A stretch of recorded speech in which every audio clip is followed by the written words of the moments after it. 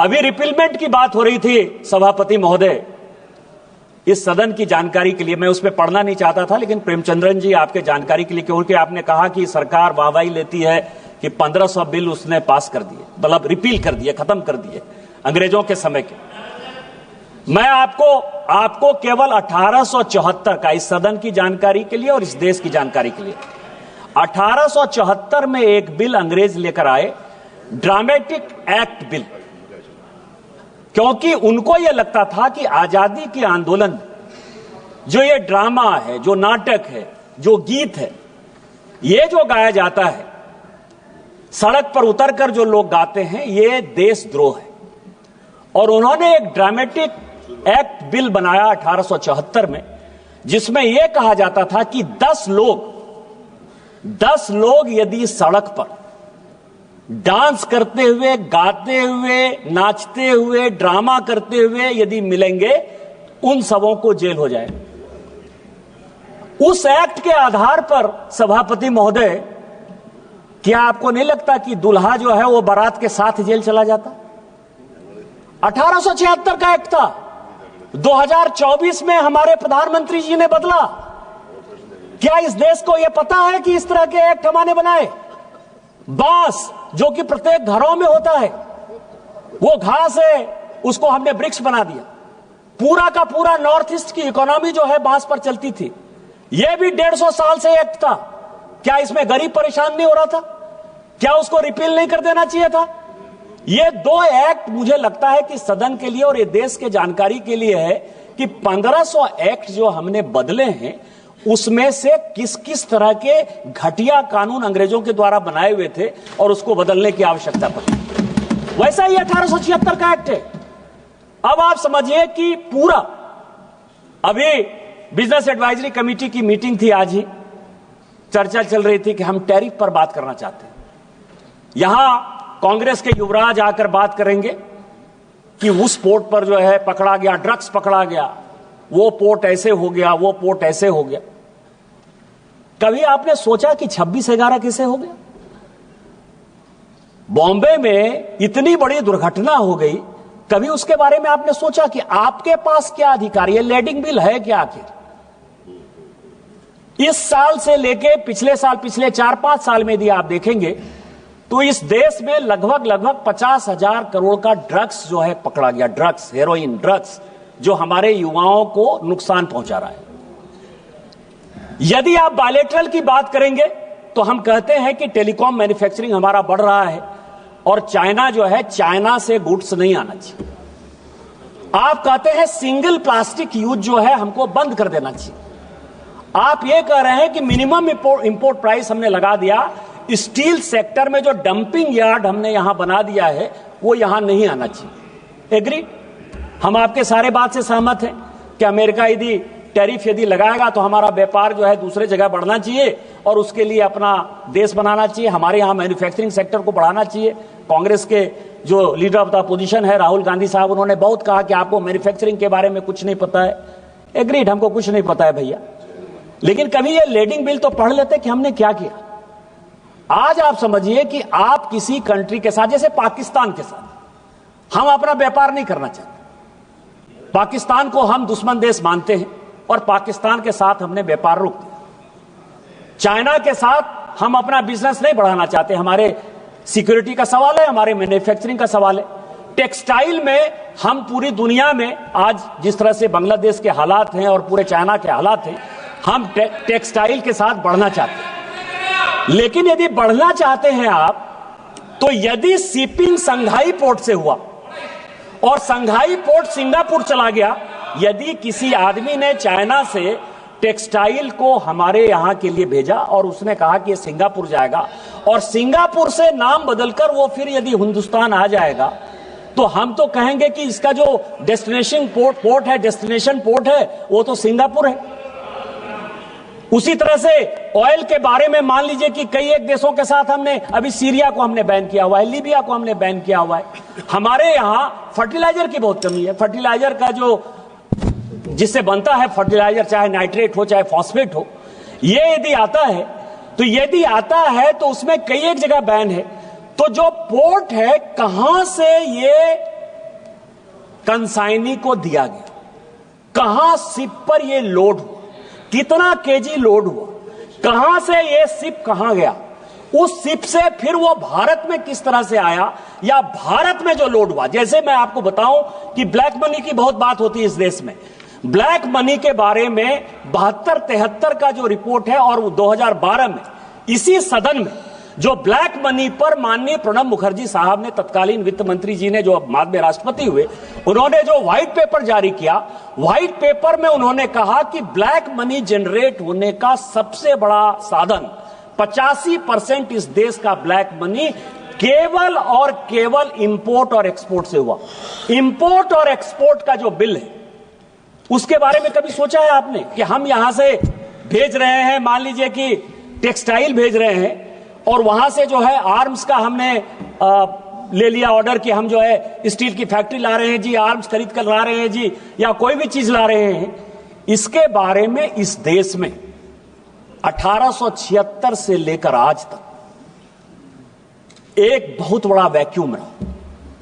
जिस इलेक्ट्रॉनिक्स की बात करते हैं कि ई बिलिंग होनी चाहिए, इलेक्ट्रॉनिक बिलिंग होनी चाहिए, प्रेमचंद्रन साहब आपकी जानकारी के लिए पूरी दुनिया में 45 मिलियन बिलिंग होती है, लैडिंग होती है। उसमें से पूरी दुनिया, आपने अमेरिका का उदाहरण दे, क्योंकि दूर का ढोल सुहाना होता है। अमेरिका को मान लीजिए कि अमेरिका बहुत डेवलप्ड है, बहुत अच्छा कर लिया होगा। चीन बहुत डेवलप्ड है, बहुत अच्छा कर लिया होगा। यूरोप पूरा अच्छा कर लिया होगा। इस सदन की जानकारी के लिए कि इलेक्ट्रॉनिक बिलिंग, लैडिंग का केवल और केवल 2.1% होता है पूरी दुनिया। केवल 2.1% होता है। यदि 2.1% होता है तो हम तो कम व्यापार करते हैं। हमारी इकोनॉमी तो 4 ही ट्रिलियन की है। यूएस की इकोनॉमी हमारे से कितने आगे होगी, यूरोप की कितनी आगे होगी, इंपोर्ट एक्सपोर्ट चाइना का कितना ज्यादा होगा। वो क्यों नहीं करते इलेक्ट्रॉनिक? तो इसीलिए हम जितना कर पा रहे हैं, शायद इस दुनिया में बहुत कम ऐसा देश होगा करना चाहिए। इसीलिए मैं कह रहा हूं कि जब हम बिल पर चर्चा करते हैं तो बिल को एक सही परिप्रेक्ष्य में देखने की आवश्यकता है।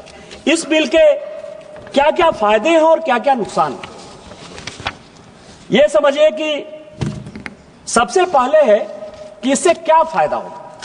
पार्टी डिटेल्स मिलेगा कि किसका प्रोडक्शन है, किस कंपनी ने यह प्रोडक्शन किया है। यदि स्टील आ रहा है, मान लीजिए स्टील सेक्टर को ही लेंगे, तो चाइना की किस कंपनी ने इसको प्रोड्यूस किया है, अमेरिका की किस कंपनी ने इसको प्रोड्यूस किया है। उसके बाद आएगा कि उसको इंपोर्ट का लाइसेंस किसको दिया गया, यह दूसरा सवाल है। इंपोर्ट के लाइसेंस के बाद जब वो पोर्ट पहुंचेगा तो पोर्ट में जो है उसको यह बताना पड़ेगा शिप ऑनर को, कि शिप ऑनर को यह बताना पड़ेगा कि इस इंपोर्ट के लाइसेंस के लिए यह ऑथराइज था, उसने इस शिप पर चढ़ाया। उसके बाद यह जिम्मेवारी जो है शिप ऑनर की हो जाएगी। और शिप ऑनर के बाद हमारे यहां जो इकोनॉमी होती है, जैसे नीरव मोदी का किस्सा हुआ। नीरव मोदी का किस्सा क्यों हुआ? क्योंकि बैंक की जो गारंटी थी, जिसको एलसी कहते हैं, जिसके आधार पर कि भारत में कोई सामान आएगा या भारत से कोई सामान जाएगा, तो जो बैंक एलसी खोलता है, जो आपको लाइन ऑफ क्रेडिट देता है, उसमें से आपको पता है कि पंजाब नेशनल बैंक का परेशानी हुआ, स्टेट बैंक ऑफ इंडिया का परेशानी हुआ। यह परेशानी के लिए वो कौन सा आदमी है जिसने कि एलसी मंगवाया है, कौन सा आदमी। जैसे गुजरात के पोर्ट में आप कहते हो कि ड्रग्स पकड़ा गया, ड्रग्स किसने मंगाया, हु नोज, नोबडी नोज। और आप फिर भारत सरकार, तो इसमें लैडिंग बिल में जो सबसे बड़ा है कि पार्टी का डिटेल्स आएगा, उसकी पूरी चेन आएगी। क्या ये बिल आने की आवश्यकता नहीं थी? दूसरा है कि कार्गो जो है, कार्गो कहां से कहां गया। आज मैं बताऊं कि कई एक ऐसे कंट्री हैं, जैसे यूएस ने कई एक, रूस को बैन कर रखा है। आपको पता है कि रूस से यदि कई एक सामान यदि जाता है, अमेरिका जाता है, वो कैसे जाता है? तो जो उसकी फ्रेंडली कंट्री है, मान लीजिए कि ब्रिटेन उसका फ्रेंडली कंट्री होगा, सिंगापुर उसका फ्रेंडली कंट्री होगा, तो रूस से वो सामान जो है शिप होकर चला गया सिंगापुर, चला गया वो यूके, और वहां से जो है वो वापस जो है यूएस के रास्ते में चला जाता है। लेकिन जब हम ये बिल लेकर आएंगे, लैडिंग बिल आएंगे, तो उसमें पूरा का पूरा ट्रांसपेरेंसी होगा कि डेस्टिनेशन कहां से ये निकला। ये जो है ये दूसरा है। तीसरा है कि कार्गो जो है कार्गो वो वेट नहीं करेगा।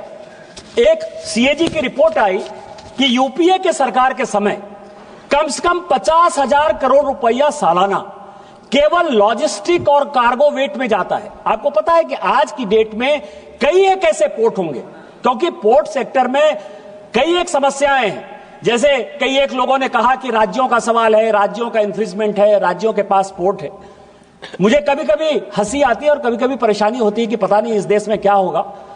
यहां दो चीजें, मेजर पोर्ट है और माइनर पोर्ट। मेजर पोर्ट कौन है? जो भारत सरकार जिस पोर्ट को बनाती है। मैं आपको बताऊं, जैसे यहां दादा स्वागत बाबू बैठे हुए हैं, कलकत्ता का जो पोर्ट है वो मेजर पोर्ट है और जो हल्दिया का पोर्ट है वो माइनर पोर्ट।